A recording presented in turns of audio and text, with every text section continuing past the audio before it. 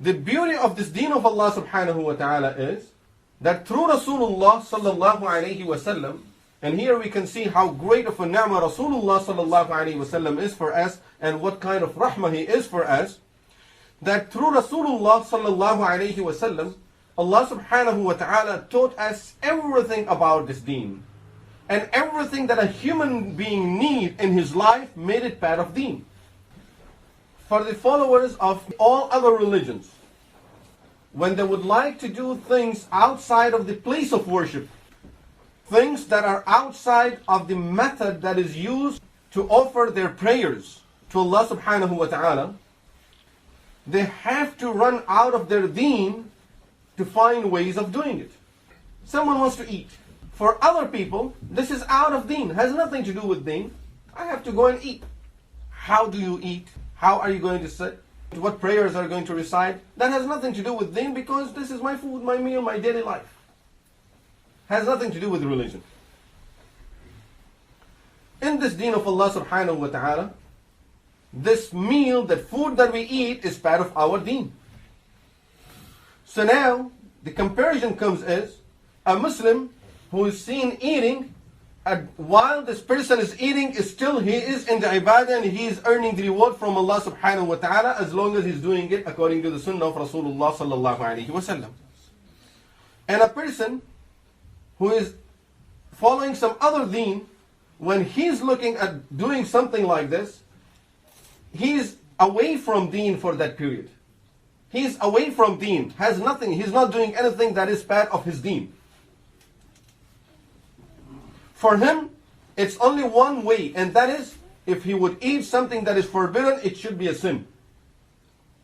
But is it rewarding to eat in certain way or do certain things that will please Allah subhanahu wa ta'ala while you're eating? There is nothing. So now they will have to choose, either do the ibadah or do something else. If you're doing something else, you're not doing the ibadah. If you're eating, you're not doing ibadah. You're using the bathroom, you're not doing ibadah. You're helping someone, you're not doing ibadah. You're just being a nice human being. Or you are being a human being, you're fulfilling your needs, your desires. But the beauty of this deen, while the person is eating, is still, he is doing the ibadah of Allah subhanahu wa ta'ala. Rasulullah sallallahu alayhi wa sallam says in a hadith, a person who starts the meal with the name of Allah subhanahu wa ta'ala, at the end of the meal, he recites the dua, thanking Allah subhanahu wa ta'ala. Allah subhanahu wa ta'ala, the reward, Rasulullah sallallahu alayhi wa sallam says, for remembering Allah at the beginning, mentioning the name of Allah subhanahu wa ta'ala at the beginning, and thanking Allah at the end, Alhamdulillah alladhi at'amani hadha at-ta'am wa razaqanihi min ghayri hawlin minni wa la quwwa. Rasulullah sallallahu alayhi wa sallam says the reward of it is all of his previous sins will be forgiven. غُفِرَ لَهُ مَا تَقَدَّمَ مِنْ ذَنْبِهِ. All the previous sins are forgiven.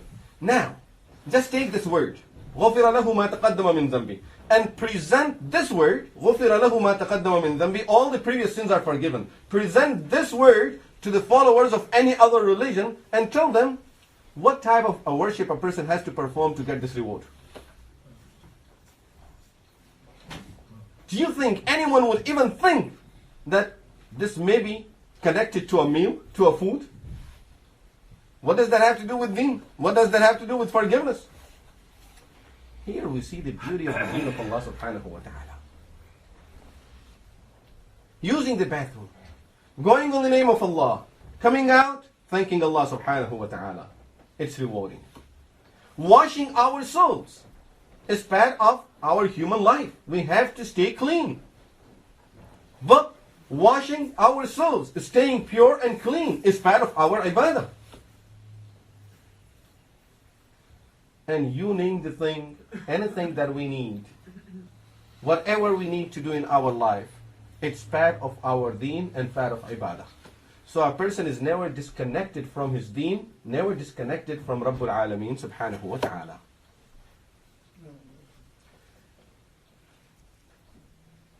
It plays a big role when it comes to other religions, and there are people who would like to do some good things And at the time of doing something good, this person will have to decide, does he want to be a good religious person who would just follow religion, or he would like to be a good human being that will be helpful to others? He will have to make that decision, and there is a distinction. Either he would go and stay in the church and keep on doing the worship, and just like Allah subhanahu wa ta'ala says, رَهْبَانِيَّةً ابْتَدَعُوهَا مَا كَتَبْنَاهَا عَلَيْهِمْ. They used to go and stay in jungles, because in order for this person to become very religious, this is the only way he has to just keep on performing the worship day and night.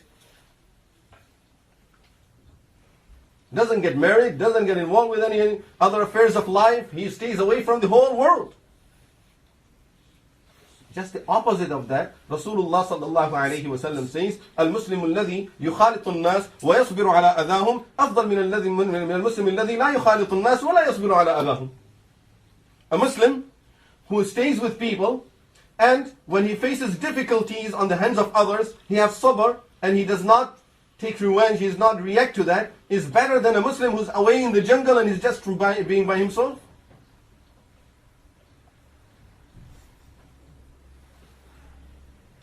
Because all of this is part of ibadah in our deen. This is all part of our deen. So now when a person would like to help others, in this deen of Allah subhanahu wa ta'ala, you won't have to choose better between being a good religious person or being a helpful person to others, that you keep on helping others. And stay away from the ibadah. You won't be as religious as those people are who are in the churches. You don't have to make that decision. By doing this, you are being a good religious person. By helping others, you are doing the ibadah of Allah subhanahu wa ta'ala. This is part of our ibadah. Is nothing that separates us from the ibadah of Allah subhanahu wa ta'ala or disconnects us from the deen of Allah subhanahu wa ta'ala.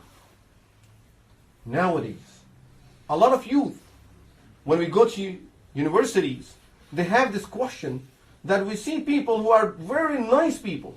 They're very nice people.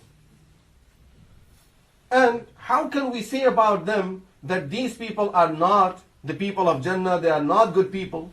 The main problem behind it is because now over there they are distinguishing between being nice in this world or doing the ibadah of Allah subhanahu wa ta'ala.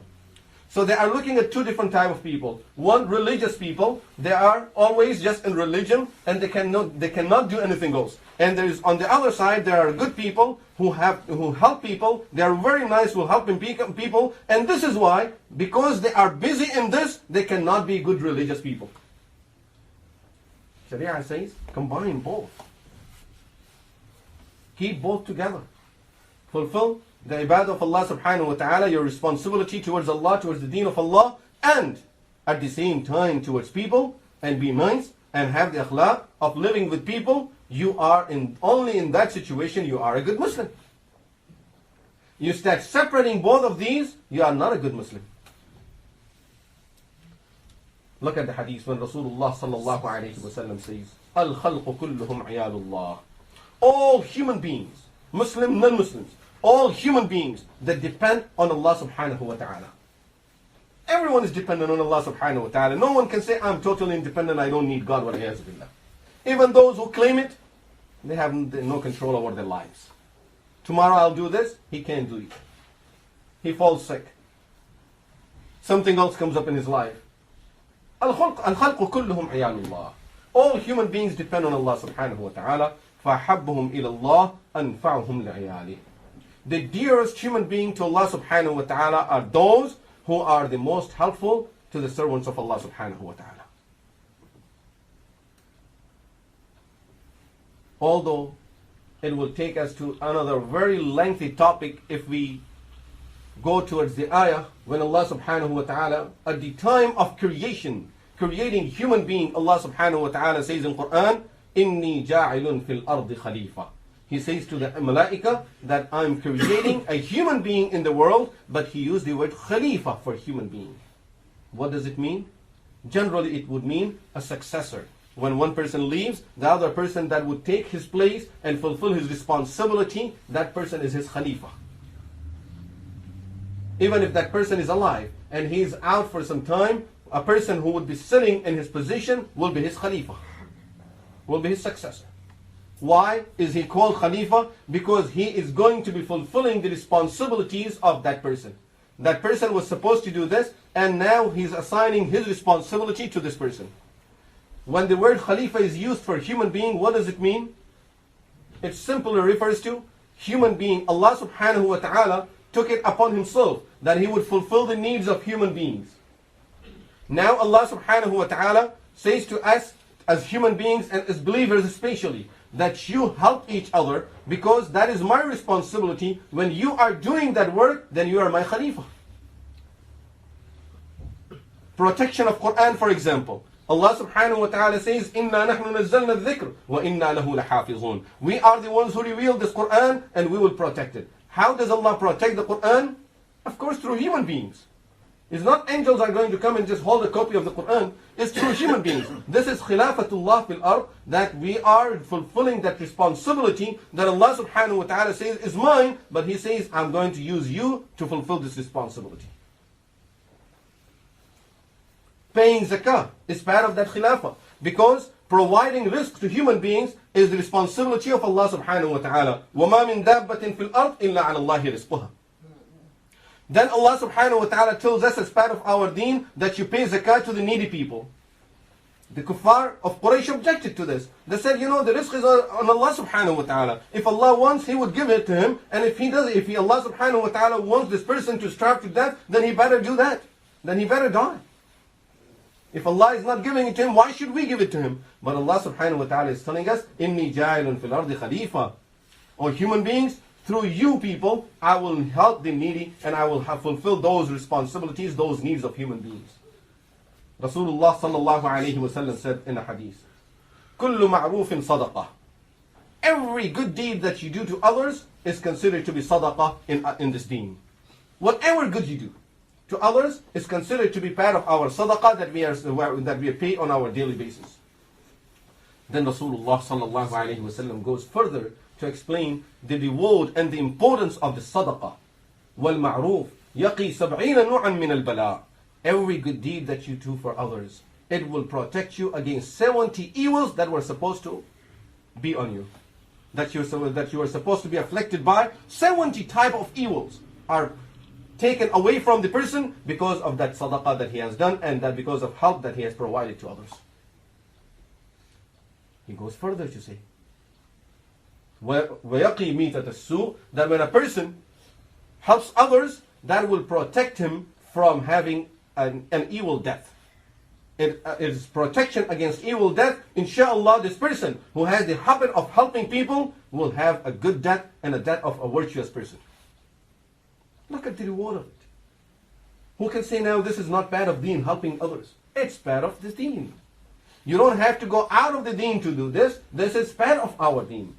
Anas ibn Malik radiyallahu anhu says, once I took the water for wudu for Rasulullah sallallahu alayhi wa sallam, and I was throwing the water on him as he's making the wudu. So while he's performing the wudu, and because I'm helping him do the wudu, Rasulullah sallallahu alayhi wa sallam gave me this beautiful nasiha and advice and lesson. He asked me, Anas, do you know what is the best and one of the most rewarding thing? Rasulullah, I said, Ya Rasulullah, I don't know, what is it? Rasulullah sallallahu alayhi wa sallam said that inna min mujibat al-maghfirah, one of the things that will guarantee you the forgiveness of Allah subhanahu wa ta'ala. Mujibat.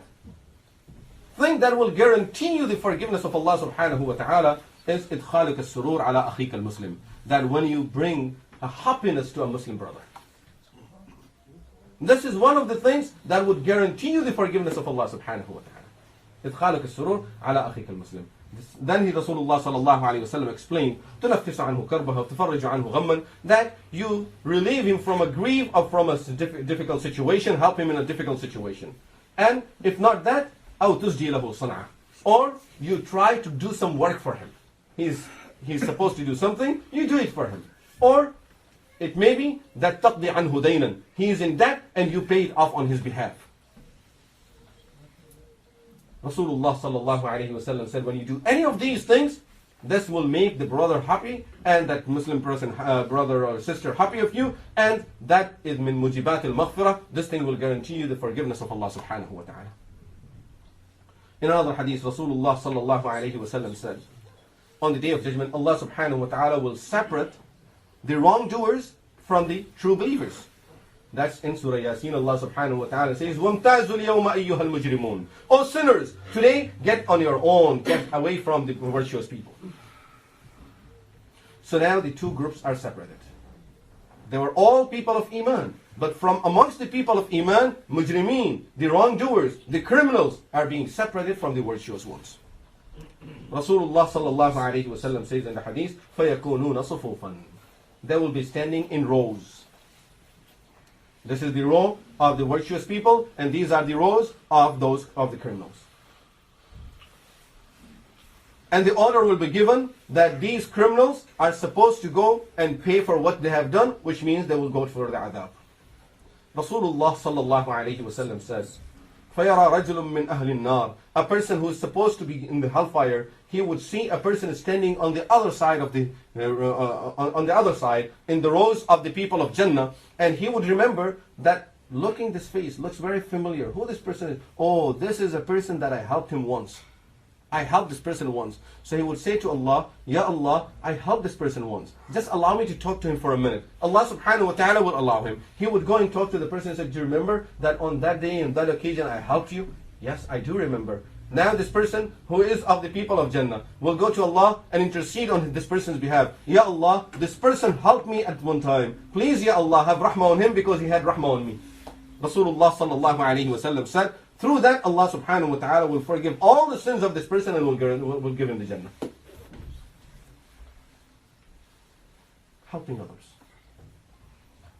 Rasulullah sallallahu alayhi wa sallam says in a hadith which is in Sahih al-Bukhari, rated on the authority of Sayyidina Abu Dharr al-Ghifari radiyallahu anhu, that a person, he says, I asked Rasulullah sallallahu alayhi wa sallam, أَيُّ الْعَمَلِ أَفْضَلِ? Ya Rasulullah, which of the deeds are the best? Rasulullah sallallahu alayhi wa sallam said, إِيمَانٌ بِاللَّهِ. First thing is that you believe in Allah subhanahu wa ta'ala and struggle in the path of Allah subhanahu wa ta'ala. I asked, Ya Rasulullah, فَأَيُّ الرِّقَابِ أَفْضَلِ? They used to have slaves. Ya Rasulullah, you mentioned a lot of reward for freeing slaves. Ya Rasulullah, which of these slaves, if I would free, I would get the most reward? Rasulullah sallallahu alayhi wa sallam said, أَنفَسُهَا ثَمَنًا. The one that is the most expensive one, and the one that is liked by its owner. Which means, as Allah subhanahu wa ta'ala says, مِمَّا تُنْفِقُوا مِمَّا تُحِبُّونَ. Spend of what you love. That will be the greatest reward that you get. Then he said, I asked, Ya Rasulullah, if I don't do that, say I have something very valuable, and I don't give that as a charity, I don't feel like giving it. And this is normally our situation. So subhanallah, Allah subhanahu wa ta'ala, may Allah bless these Sahaba ridwanullahi alayhim ajma'een. They asked Rasulullah sallallahu alayhi wa sallam everything so that opens the door for us to earn the virtues. Even if we are not going to the highest level, at least we know what's the next level. They said, Ya Rasulullah, فَإِلَّمْ أَفْعَلْ. If I won't do something like this, spend the best things that I have as a charity, then how can I achieve the reward and closeness to Allah subhanahu wa ta'ala? Rasulullah sallallahu alayhi wa sallam says, تُعِينُ صَانِعًا أَوْ تَصْنَعَ لِأَخْرَقٍ. That you help a person who is doing some work. Someone is doing something, you're going to help him with it. Or, أَوْ تَصْنَعَ لِأَخْرَقٍ. Higher reward than this is that a person who's not able to do the work himself, you go and do the whole work for him.